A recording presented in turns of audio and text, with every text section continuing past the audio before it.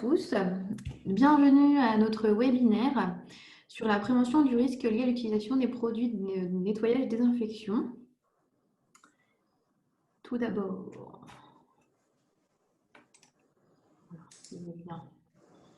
juste avant de commencer, je vais vous demander de couper votre micro pour ne pas interférer avec nous. Voilà. Et si vous avez des questions, n'hésitez pas à les poser directement dans le chat. Donc, selon la disposition, soit elle se trouve en haut ou en bas, vous avez un petit onglet Q&R, questions-réponses. Ou si vous n'y arrivez pas, il y a une petite icône de message qui s'appelle Converser. Et vous pouvez directement taper vos questions tout au long de la présentation. Et on y répondra bien sûr à la fin de la présentation. Voilà. Donc voici un petit peu sur quoi on va discuter aujourd'hui. On va vous parler de quelques informations sur le virus, sur la différence entre le nettoyage et la désinfection, les risques et moyens de prévention, zoom sur des produits couramment utilisés et répondre à vos questions s'il y en a bien sûr. Informations sur le virus. Donc la durée du virus, elle varie en fonction des surfaces. Donc en fait, comme le virus peut être diffusé par micro-gouttelettes qui atterrissent n'importe où, sur quelque surface. En fait, en fonction de la surface où elles atterrissent, la durée de vie peut varier. Donc, comment on supprime le virus? En fait, on le détruit avec des produits détergents ou certains désinfectants. Tout ça, on vous détaillera par la suite. Il ne présente pas de risque, pas de résistance particulière aux produits d'entretien couramment utilisés. C'est pour ça que du coup, il faut utiliser certains produits que vous verrez par la suite. La différence entre nettoyage et désinfection. Le nettoyage, lui, il permet d'éliminer les salissures, matières grasses, poussières, virus, avec bien sûr un produit détergent. La désinfection, elle permet de détruire les micro-organismes tels que le virus, les bactéries, qui sont présentes sur une surface inerte avec un produit virucide. Bien sûr, il faut procéder à un nettoyage préalablement avant la désinfection. Et le nettoyage et la désinfection, les deux permettent de rompre la chaîne de transmission du virus et d'arrêter la propagation de l'infection. Il n'y a pas de traitement préventif protégeant d'une contamination future et il faut bien sûr renforcer les opérations de nettoyage. Nettoyage, désinfection, quels produits? Pour le nettoyage, il faut utiliser des produits contenant des agents tensioactifs, des produits détergents, des produits dégraissants, par exemple le savon. Pour la désinfection, il faut utiliser des produits désinfectants virucides où on retrouve la norme EN 14476. C'est écrit tout simplement sur les produits. Par exemple, les produits désinfectants, il y a par exemple l'eau de Javel à 0,5% de chlore actif. Il y a des produits contenant de l'éthanol à 70% minimum. Quand est-ce qu'on les utilise? On les utilise tous les jours. On peut l'utiliser en fin de journée et pendant qu'on opère le nettoyage ou désinfection, on vous conseille d'aérer les locaux au moins pendant 15 minutes après avoir nettoyé et désinfecté tout ça. Procédure de nettoyage et de désinfection. Tout d'abord, il faut nettoyer. Nettoyer avec un produit détergent, par exemple du savon, des produits d'entretien. En 2, il faut rincer. Rincer avec de l'eau, laisser sécher. En 3, il faut désinfecter les surfaces avec un produit virucide portant la mention EN 14476. Et en 4, il faut laisser agir. Donc il faut laisser agir le temps indiqué sur le mode d'emploi en fonction du désinfectant utilisé. Par exemple, si on prend le Javel, il faut laisser un temps d'environ 10 à 15 minutes. Et il ne faut pas rincer. En fait, il faut rincer en fonction de l'indication contraire du fabricant. Il faut bien vérifier pour savoir s'il faut désinfecter ou s'il faut rincer ou non. Voilà. Méthode de nettoyage. Alors, la méthode de nettoyage qu'on vous propose, c'est d'identifier les zones sensibles, les espaces communs, les matériels utilisés, surtout si on se les prête entre utilisateurs. Repérer les surfaces contact touchées fréquemment par les mains. Prévoir le matériel adéquat, par exemple des lingettes à usage unique qu'il faut jeter après chaque utilisation. des bandes textiles réutilisables à laver après chaque utilisation. Il faut nettoyer les surfaces et les sols avec un bandeau de lavage à usage unique de préférence, imprégné d'un produit détergent. Et rincer à l'eau claire avec un autre bandeau de lavage. Voilà, il faut vraiment l'utiliser après chaque utilisation, il faut le changer. Pour la méthode de désinfection, voilà, j'y viens. Il faut désinfecter les surfaces et les sols avec un bandeau de lavage imprégné d'un produit virucide. Donc pareil, un autre bandeau de lavage différent de celui qu'on utilise pour le nettoyage. Laisser agir le temps nécessaire, c'est ce que je disais tout à l'heure. Il faut bien regarder sur le produit le temps. Ne pas rincer sauf indication contraire du fabricant. Les déchets et le matériel à usage unique suivent la filière d'élimination classique. Assurer une bonne ventilation en assurant un apport d'air frais, c'est ce que je vous dis tout à l'heure, environ au moins 15 minutes. Et bien sûr, se laver les mains avant et après chaque opération. La désinfection est limitée aux micro-organismes présents sur la surface au moment de l'opération. Et la désinfection n'empêche pas les recontaminations ultérieures, d'où l'importance de la renouveler régulièrement, surtout dans les zones sensibles. Pour l'autre partie, je vais laisser ma collègue, Madame Ménard, vous parler de la suite. Donc, bonjour, je vais vous parler donc, des risques liés à l'utilisation des produits de nettoyage et désinfection, ainsi que les moyens de prévention adaptés. Premièrement, le premier risque qui est associé donc, à ces produits, c'est le risque chimique. Il faut savoir que ce soit les produits de nettoyage ou les produits de désinfection, ce sont des produits chimiques. Ce qui veut dire qu'ils vont présenter des risques. Donc, tout d'abord, des risques de projection et d'éclaboussure qui peuvent affecter les yeux en provoquant des irritations, des brûlures. Les vapeurs et les aérosols qui se dégagent, ils vont être inhalés, ce qui va créer donc des irritations pour les muqueuses et qui ira jusqu'à provoquer des malaises, tout dépendant de la durée pendant laquelle on est exposé. Il peut y avoir aussi une ingestion de ces produits, qu'elle soit accidentelle, soit par les mains souillées qu'on va porter à la bouche. Donc ça va provoquer surtout des intoxications. Et il y a aussi, il ne faut pas oublier, un contact cutané. C'est pareil, il peut être accidentel ou il peut être direct, soit par des projections, soit par des éclaboussures. Donc ces produits, ils risquent de créer donc, des allergies, des irritations, voire même des brûlures, parce que ça peut être un produit, par exemple, comme l'eau de Javel, qui est fortement corrosif. Ensuite, tu peux avancer, Lorraine. J'ai eu un temps de y apporter. Donc voilà, c'est pas grave. Donc ce que je disais, ce sont des produits corrosifs. Donc il y a d'abord le danger de brûlure, les intoxications aussi. Et quand on dit corrosif, ça ne veut pas dire que ça va attaquer que les surfaces métalliques, par exemple. C'est surtout d'abord corrosif pour la peau. Il ne faut pas oublier que la peau, elle est surtout le corps. Donc, ce n'est pas seulement parce qu'on est en contact avec les mains qu'on va se brûler au niveau des mains. On peut se brûler au niveau du visage si jamais il y a des éclaboussures ou des projections. On peut brûler les yeux, pareil. Ensuite, ce sont des produits, surtout les produits désinfectants, qui contiennent des solvants organiques. Les solvants organiques, ce sont quand même des produits qui sont volatiles. Donc, il y aura un dégagement de vapeur qui va être forcément tout d'abord inhalé. Donc, il va être inhalé et il va pouvoir, ça risque d'attaquer donc, les muqueuses, mais ça peut attaquer aussi les yeux. Donc, pour cela, c'est important de regarder les pictogrammes. Ensuite, justement, lié à la présence des solvants, ces produits-là ont un risque d'incendie parce que ce sont des produits qui vont s'enflammer facilement dû à la présence soit de l'alcool éthylique, soit de l'alcool isopropylique contenu. Ensuite, il faut se rappeler qu'ils ont un point éclair bas. Ça veut dire, un point éclair, ça veut dire qu'ils vont s'enflammer tout seuls.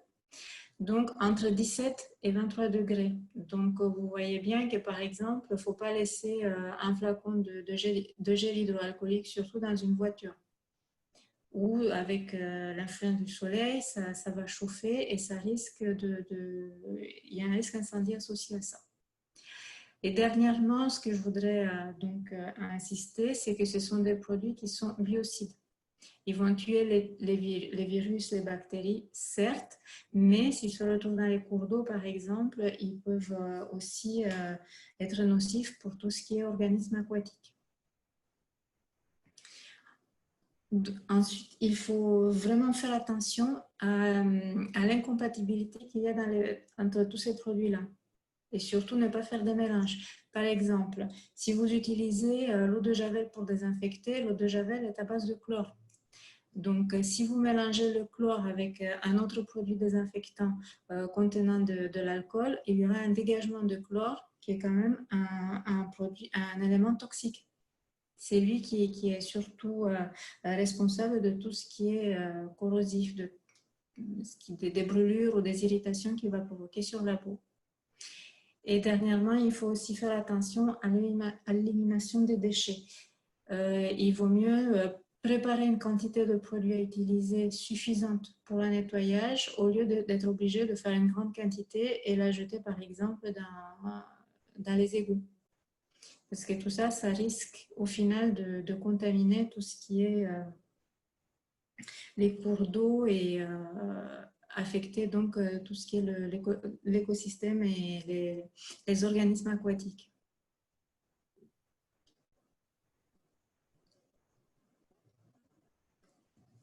Donc, pour cela, il y a quand même des consignes de sécurité à respecter. Premièrement, on va s'assurer que les locaux dans lesquels on procède au nettoyage ou à la désinfection soient correctement aérés ou ventilés. Dans le cas où ils sont ventilés, on va s'assurer que la ventilation est faite avec un apport d'air neuf, frais, au lieu d'un recyclage d'air. Ensuite, on va préférer l'application avec un linge humide au lieu de la pulvérisation qui va créer donc des aérosols qui sont facilement inhalables et qui peuvent donc, on a vu, attaquer les muqueuses. On va faire attention aussi à ne pas mélanger les produits, justement à cause des différents éléments qui peuvent se dégager et qui peuvent être nocifs. On va se référer au mode d'emploi du fabricant, surtout pour connaître la dilution, les conditions de température, le temps de contact et la durée de séchage qu'il faut respecter. Sinon, le produit risque de ne pas faire son effet correctement, donc ne détruira pas complètement les virus. On va éviter le reconditionnement, c'est-à-dire transvaser d'un flacon à un autre. Si on ne peut pas le faire, si par exemple on a un flacon de 5 litres et on voudrait stocker dans un flacon plus petit, c'est plus facile à utiliser, certes, mais dans ce cas-là, il faut d'abord l'identifier, l'étiqueter et le dater.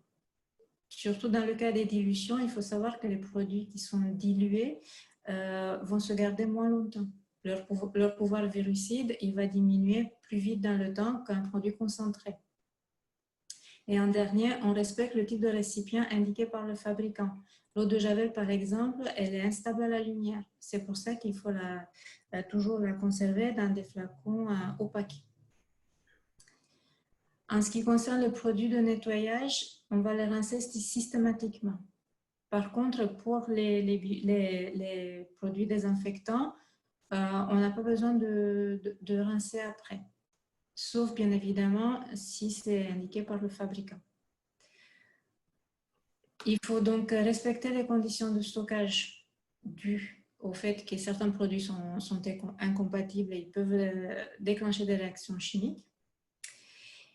Et en dernier, il faut savoir que pour chaque produit qu'on utilise, il vaut mieux demander la fiche de données de sécurité. Et les fiches techniques, il faut les demander à votre fournisseur. Il est obligé de vous les donner. C'est donc les données qui sont dans ces fiches-là qui vont permettre de faire une analyse du risque chimique. Il y a des informations donc, pour les fiches de données de sécurité qui sont comme une carte d'identité du produit en fait, qui fournit les informations sur les risques pour la santé et pour l'environnement et qui fournissent aussi les indications sur les moyens de protection, mais aussi les mesures à prendre en cas d'urgence. C'est très important. En ce qui concerne les fiches toxicologiques, elles vont nous donner des informations sur les risques sur la santé, mais elles ne vont pas remplacer les fiches de données de sécurité. Pour la protection des salariés, il faut d'abord informer les salariés de tout risque lié à l'utilisation des produits de nettoyage et de désinfection. Il faut aussi les former à l'utilisation de ces produits. Et bien évidemment, il faut leur fournir des équipements de protection individuelle adaptés, c'est-à-dire blouse à usage unique. Ensuite, des gants de protection à usage unique aussi, et évidemment, les lunettes de protection. Les lunettes, ils sont à nettoyer après chaque usage. En dernier, il ne faut pas oublier qu'il y a la mise à jour du document unique et que les risques associés donc, aux activités de nettoyage et désinfection, ils doivent faire l'objet d'une évaluation et les inscrire dans le document unique. Et j'aimerais vous rappeler aussi que tous les risques inhérents à la pandémie Covid-19, ils sont aussi à inscrire sur le document unique.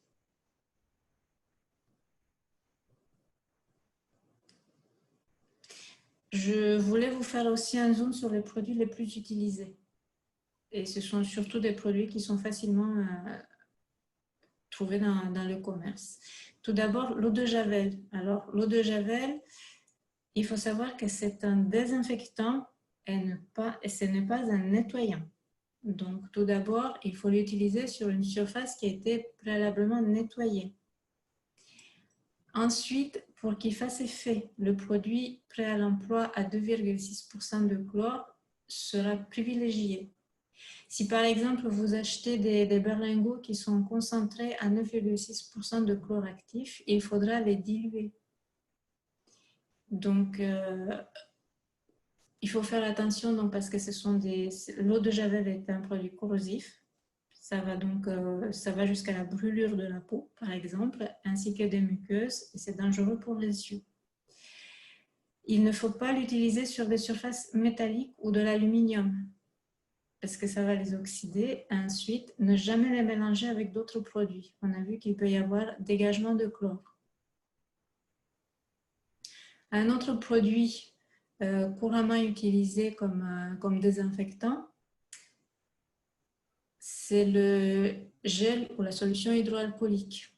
Tout le monde le connaît. Il est utilisé pour la désinfection des mains, mais seulement en absence d'un point d'eau ou de savon disponible.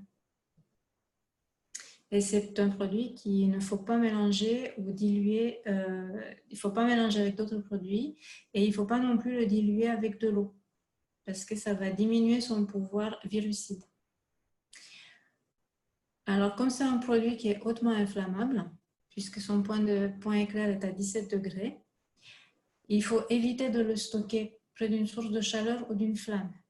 Il faut éviter aussi de le laisser en plein soleil, parce qu'avec le soleil dans la voiture, la température va monter, donc ce sera une source de chaleur. Et quand on l'utilise, par exemple, il faut se frotter les mains jusqu'au séchage complet du produit et éviter de faire cette opération à côté d'une flamme ou des étincelles, parce que c'est un produit donc, qui est inflammable.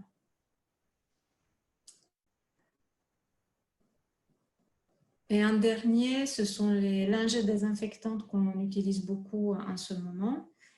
Donc, ce sont des produits qui contiennent souvent, les produits avec lesquels sont imbibées les lingettes, contiennent des ammonium quaternaires. Et ce sont des produits qui sont extrêmement irritants, voire même allergènes. Il ne faut pas mettre un autre produit dessus en espérant d'augmenter leur pouvoir désinfectant. Ce n'est pas la peine non plus de procéder à un rinçage après l'utilisation. Et il faut bien évidemment respecter bien le mode d'emploi. Bien fermer le contenant après chaque utilisation pour éviter le dessèchement. Et il vaut mieux porter des gants lorsqu'on les utilise.